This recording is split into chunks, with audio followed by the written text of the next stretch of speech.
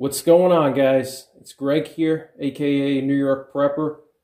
In this video, I'm going to talk to you about another nuclear war survival frequently asked question. And in this video, we're going to talk about what are the nuclear war targets in Canada. This is a question that I got from several people. And if you do have some questions for me, feel free to leave them in the comments or send me an email at NYPrepper85@gmail.com. If you want to check out some of the other nuclear war survival frequently asked questions, check out my nuclear war survival FAQ playlist, and I'll leave a link to that playlist at the top of this video. Also, I recommend you guys check out my How to Survive Nuclear War series. I've already made 9 videos in that series. I highly recommend you watch that series because I go into very great detail about nuclear war survival, all aspects of surviving nuclear war. So check out those videos. I guarantee you most of your questions will be answered in those videos.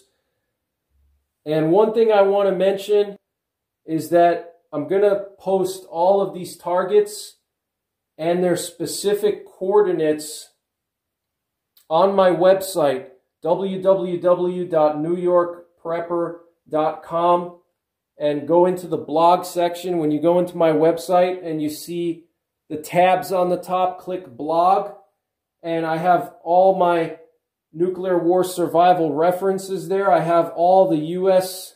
targets, nuclear war targets, state by state, every single state listed, all the primary targets, all right?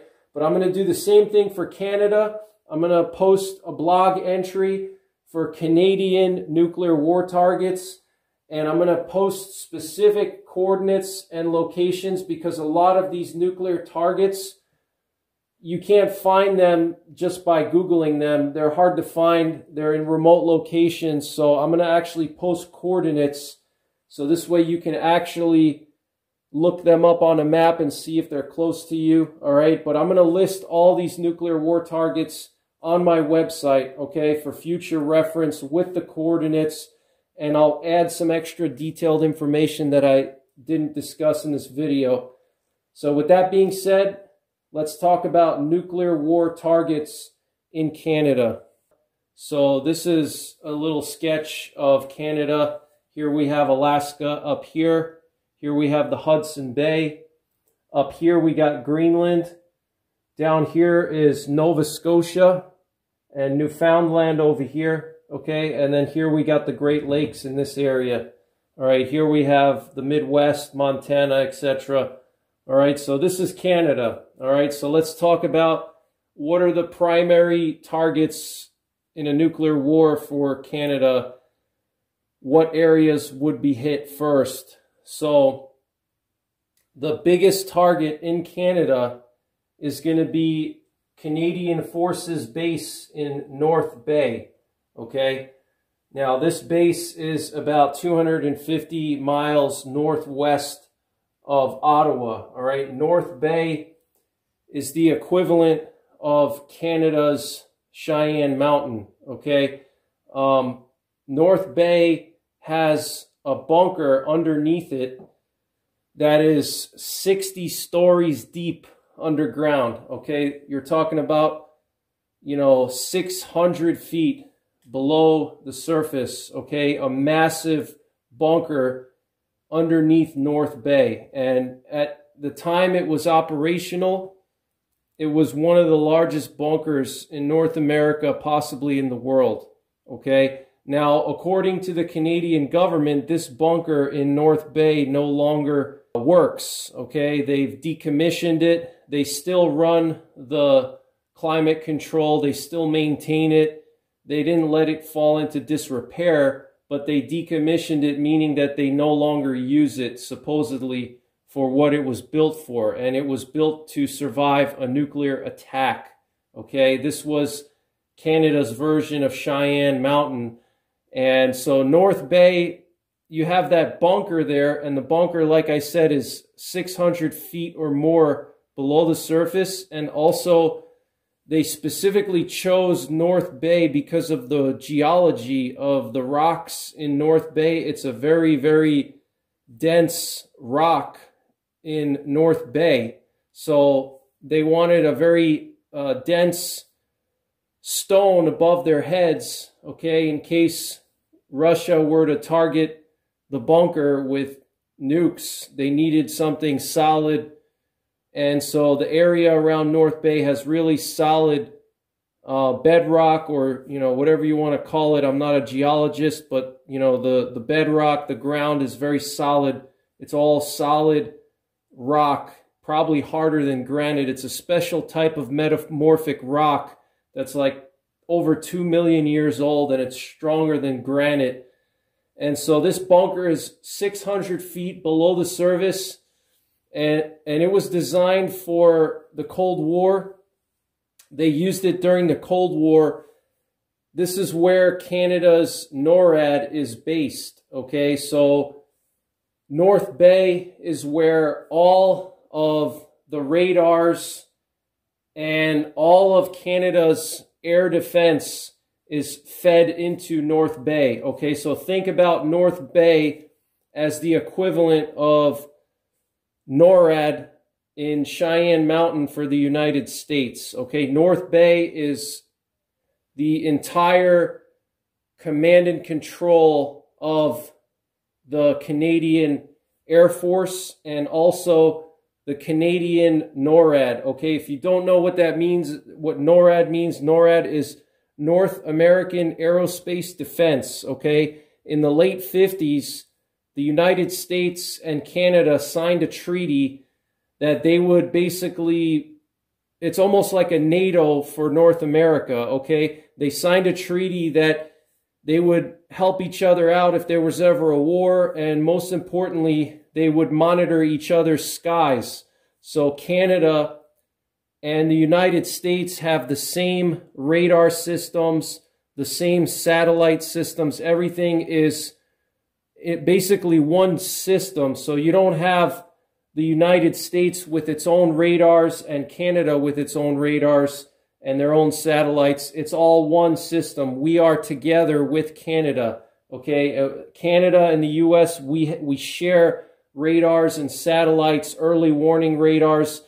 And so North Bay is the headquarters for Canadian NORAD. Okay, so all of the radars and all of the air forces in Canada are managed by North Bay. Okay, so all of the information from all of the radars is fed into North Bay, and also it's operated in North Bay. Okay, so the air defense is operated out of North Bay. It's basically a command center. It's a command and control. Okay, so from North Bay, they can get all the information from all the satellites, all the radars in Canada. And in addition to that, they can control the Canadian Air Force from North Bay, okay? So their primary mission at North Bay is to monitor Canadian airspace with the network of radars and also satellites and see if there's anything incoming into Canada, and not just Canada, but North America. If there's any missiles coming, and if there is a missile coming, then North Bay would have to report that to Cheyenne Mountain, okay, in Colorado, which is the headquarters of NORAD. And then from there, they would send that information to the president, and then the president of the U.S. would decide how to react and would launch a counterattack with our nuclear weapons, which is known as launch on warning, okay? So that's North Bay's primary mission, is to detect any missiles that are being launched, not just missiles, but also bomber planes. And that's actually originally what North Bay's primary mission was to detect any incoming Russian bombers that would come over the Arctic.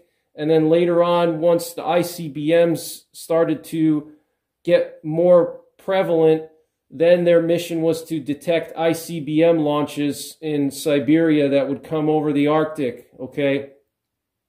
And so then what they would do, like I said, once North Bay detects any kind of ICBM or a Russian bomber coming over the Arctic, they immediately tell NORAD HQ in Colorado in Cheyenne Mountain that, hey guys, we got 500 nukes coming over the Arctic, you better do something about it.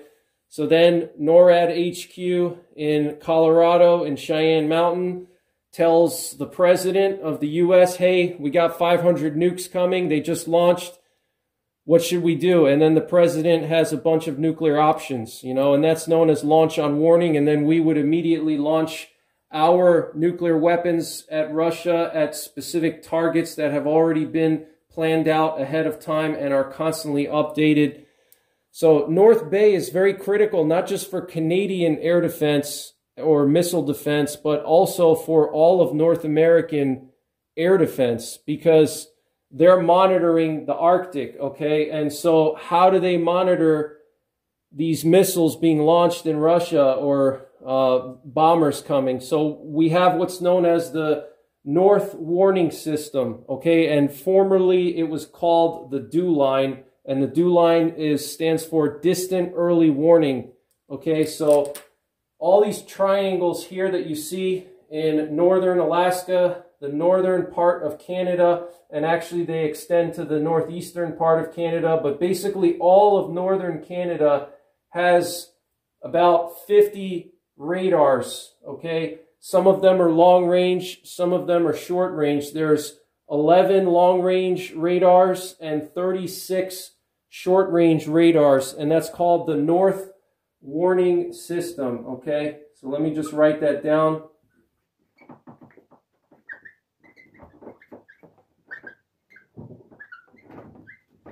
All right, so you have the North Warning System, and the North Warning System goes not just in Canada, but also in northern Alaska. There's about 15 radars in northern Alaska, and that's the Alaska Radar System. But together, the Alaska Radar System and the radars in northern Canada create the North Warning System, all right? And that used to be called the DEW line, okay? DEW like dew on the ground, okay? And DEW stands for Distant Early Warning System. And the DEW line was initially created in the Cold War, okay? And the DEW line was in the same spot as the North Warning System. We also had what was known as the Pine Tree Line. The Pine Tree Line was along the 50th parallel, basically along the southern border of Canada, okay, along the Canadian-US border, along the 50th parallel, we had the Pine Tree Line, which was also about 24 or so radars, okay? And then in the 60s, we created the Mid-Canada Line, which was like in the middle of Canada, roughly along the 53rd parallel, and there was also a line of radars there. So there were basically 3 lines of radars in Canada during the height of the Cold War from the 50s into the 70s. And then the Pine Tree Line was phased out, the Mid-Canada Line was phased out, and then we were left with just the North Warning System. And the North Warning System, roughly half of the old DEW line sites are being used in the North Warning System. The other half are new, okay? So the North Warning System is a target in and of itself, all right? But basically what happens is North Bay gets all their information from the North Warning System because they have long-range radars and short-range radars, 11 long-range radars and 36 short-range radars. So they can see over into the Arctic, okay? And so if there's any bombers coming, any missiles coming, these radars here are going to detect it. They're going to tell North Bay, hey, we got some weird objects coming over the Arctic, better do something. North Bay is then going to send a message to NORAD HQ in Cheyenne Mountain, Colorado. And then they're going to tell the President of the U.S. that something's coming, okay? So North Bay is critical, not just for Canadian air defense, but also for North American air defense. So it's a huge target. It would definitely get hit. And there is that huge bunker underneath North Bay. Supposedly, they're not using that bunker anymore, and they just rent it out to Hollywood movies that want to use it for post-apocalyptic movies. One movie that they actually filmed in the North Bay bunker was this movie called The Colony with Lawrence Fishburne. It's actually a really good movie about like cannibals in a post-apocalyptic world, but a lot of that movie was filmed in the bunker in North Bay, so supposedly they're not using it anymore, but it's still kept in a warm status, okay? If you don't know what warm status means that they can easily turn it on and get it going if they need to and bring things in there, okay? It's not a hot status. A hot status is something that is actively being used, okay? And then a cold status is something that is basically turned off. It's still maintained in a very minimal level, but there's no climate control. It's a lot harder to get a cold site running. But North Bay, the bunker underneath North Bay, is a warm site.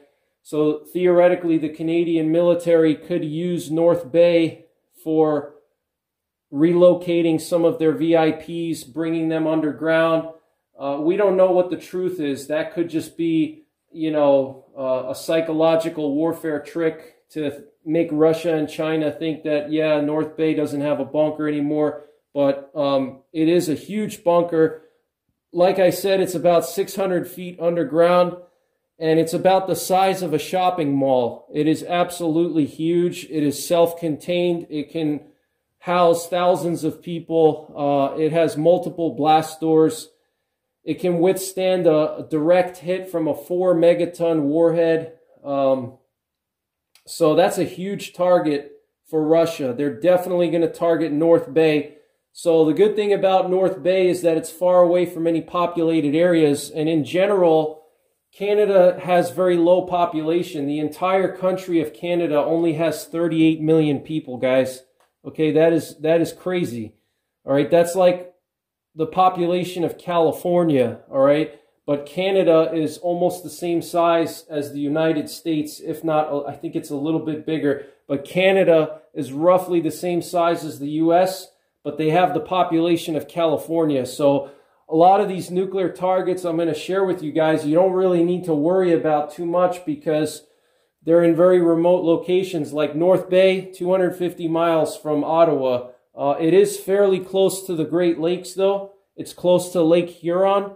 So if you live in an area like the Upper Peninsula of Michigan, upstate New York, like the Adirondacks in New York, northern Michigan, the northern part of the Lower Peninsula of Michigan, the Upper Peninsula of Michigan, northern Wisconsin, possibly northern Minnesota as well, you might have to deal with some fallout from North Bay depending on the direction of the wind, okay? So North Bay is basically located kind of on the northeastern side of Lake Huron, so it's like northeast of Michigan, okay? So depending on the wind direction will determine where the fallout goes. Now, the problem with Canada is they get a lot of northwest winds that come down from this direction, okay? And Ottawa is downwind of North Bay. So if they hit North Bay when there's northwest winds blowing, all of that fallout is going to hit Ottawa, Toronto, Montreal. It's going to go down in that really populated area of lower Ontario and southwestern Quebec, all right? So they're definitely going to hit North Bay. It's critical for Canadian air defense because of the North Warning System being fed into North Bay. Okay, now also in addition to the North Warning System, North Bay can command the Canadian Air Force, okay? So Canada does have a pretty good Air Force. They have a lot of F-18s, okay?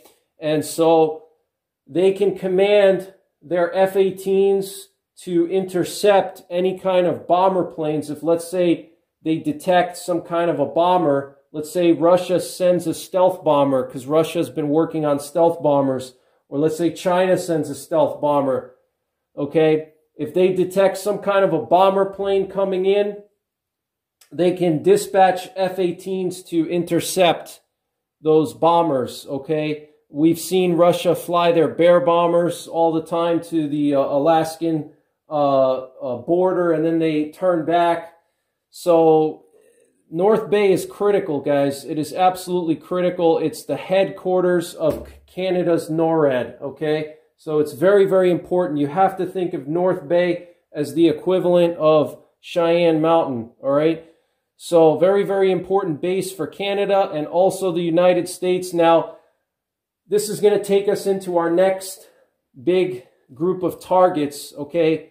Moving on from North Bay, I talked about the fighter jets, the F-18s that would be scrambled to intercept any kind of bombers coming over the Arctic.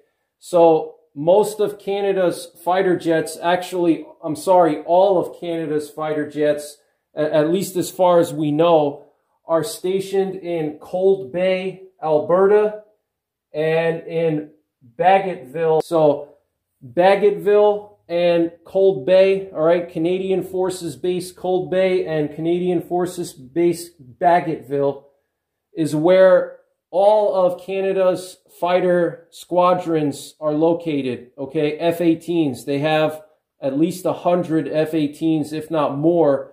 And these bases are also going to be hosting Canada's future fighter jet, which is supposed to be delivered in 2025. I don't know what kind of jet that's going to be, if those are going to be F-35s or something else. I don't know. But there's no chance that Cold Bay or Bagotville is going to be like shut down or decommissioned anytime soon. The Cold Bay and Bagotville are the primary fighter jet bases for Canada, okay? Cold Bay in north central Alberta. It's kind of like on the eastern side of Alberta, like almost near Fort McMurray.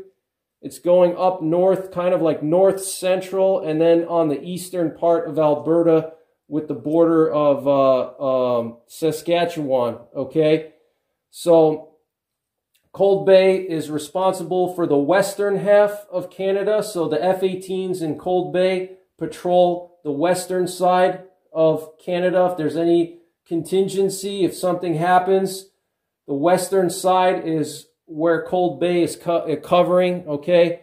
And Bagotville covers the eastern half of Canada. Now, if there is a situation where there is a Russian bomber coming in, okay, from the Arctic, a stealth bomber or just a regular bear bomber, and North Bay will dispatch F-18s from Cold Bay and from Bagotville, and they're both going to go to the northern frontier of Canada and intercept the threat, okay? So Cold Bay and Bagotville, critical fighter jet bases. That's where they have all their F-18s. In Cold Bay, they patrol the western half, Bagotville, the eastern half, and then they're both responsible for the northern frontier, okay? If they have to intercept something coming in from the Arctic, all right? So those are two big targets as well.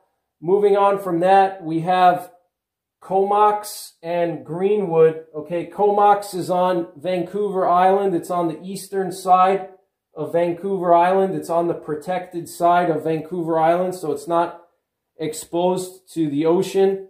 And Comox is where the Canadian military has their anti-submarine unit, and they also have a coastal radar here so they can detect anything coming in from the Pacific. So they have a radar that's pointed out towards the Pacific here, but they also have a squadron of FP-140 Aurora planes, and those planes are specifically designed for detecting submarines, okay? So they fly sorties regularly here, and they're constantly patrolling the Pacific up and down to see if Russia has any subs in this area, either attack subs, but most likely ballistic missile subs, okay? Because if Russia can get in here and they can launch ballistic missiles from here, the travel time is just going to be between 5 and 10 minutes before they hit North Bay or even targets in the United States, all right? So Comox is a huge target on the eastern side of Vancouver Island, okay?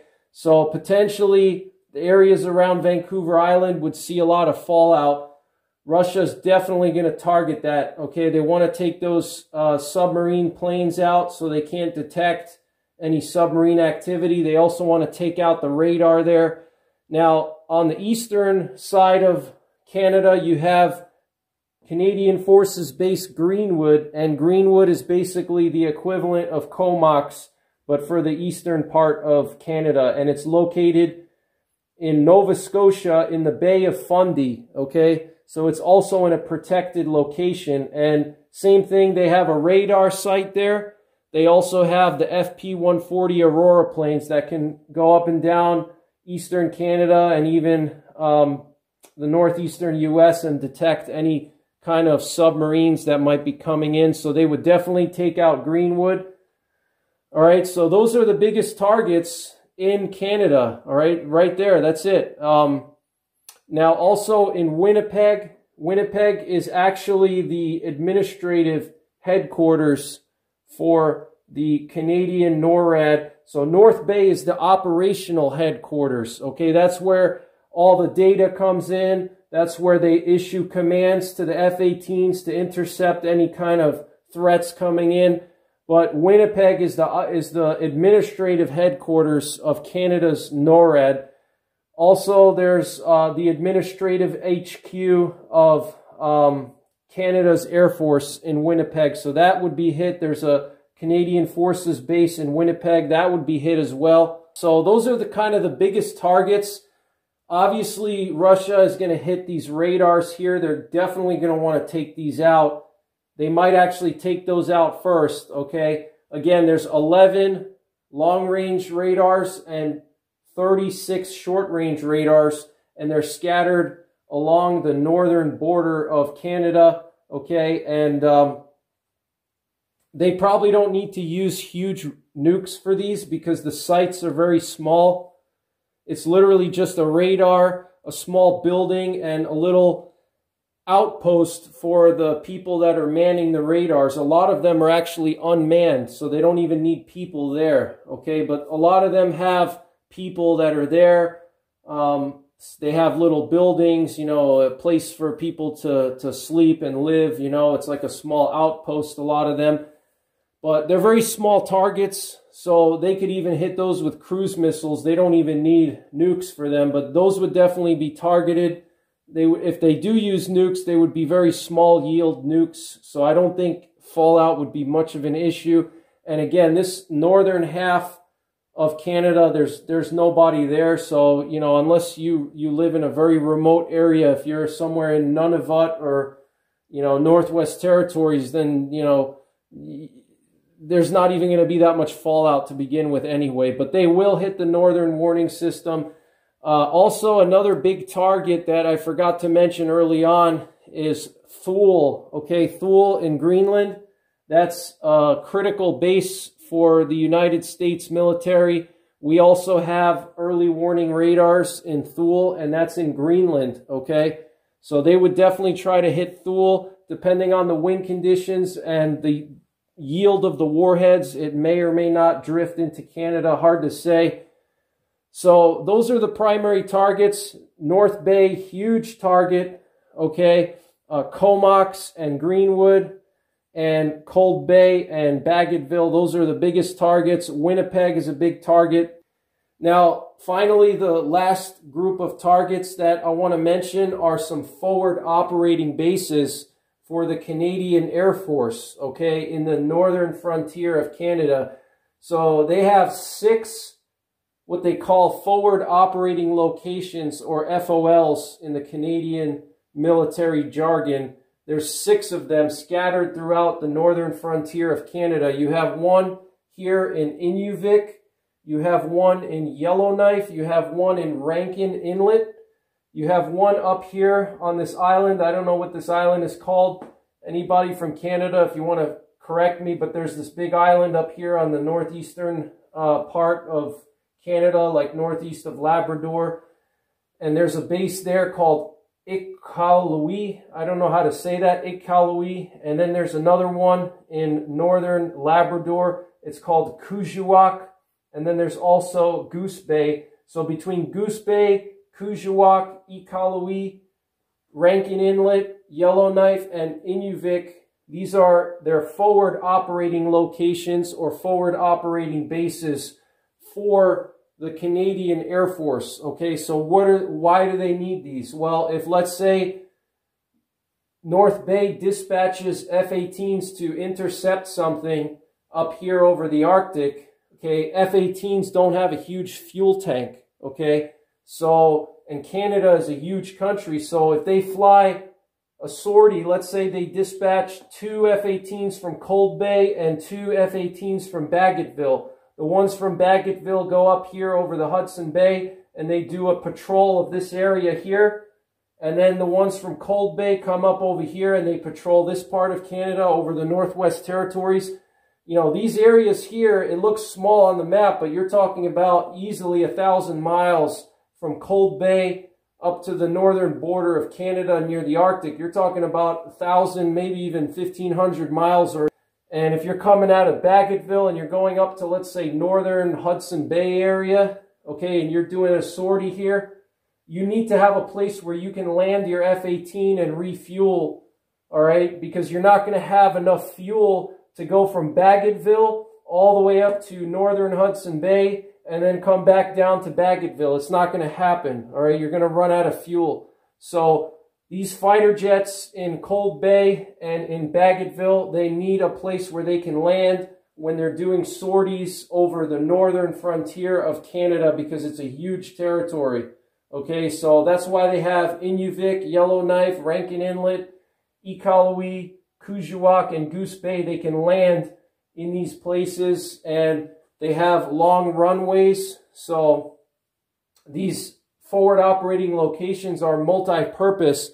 Not only can they land F-18s there, but also the American military can land B-52s, stealth bombers, B-1 Lancers. We could use these bases up here, these forward operating bases, to land our planes, okay? So these forward operating bases, or FOLs, forward operating locations, are critical, and Russia would definitely target them. Again, they're not big bases, okay? We're not talking about, you know, huge military bases. We're talking about the Canadian military, so they don't have a huge military like the U.S., but nevertheless, they would still target these FOLs and try to destroy them. They could even use cruise missiles for that. All they would have to do is destroy the runways, but they could just drop nukes on each one and make sure that they're gone, so this way it deprives the Canadian Air Force and also the American